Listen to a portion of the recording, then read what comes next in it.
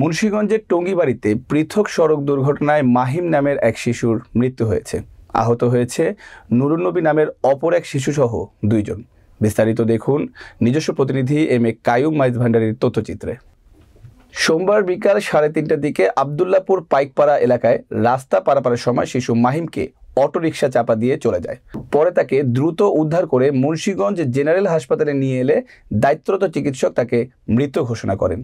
নিহত মাহিম তার ফুপুর বাড়িতে বেড়াতে এসেছিলেন বলে জানা গেছে। সে আবদুল্লাপুর এলাকার মোহাম্মদ মাসুম মিয়ার ছেলে।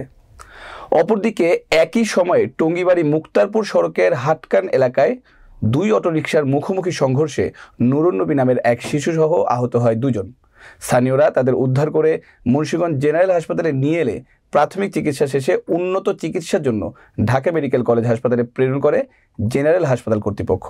বিষয়টি নিশ্চিত করেছেন মুন্সিগঞ্জ জেনারেল হাসপাতালের জরুরি বিভাগের চিকিৎসক ডক্টর আতাউল করিম।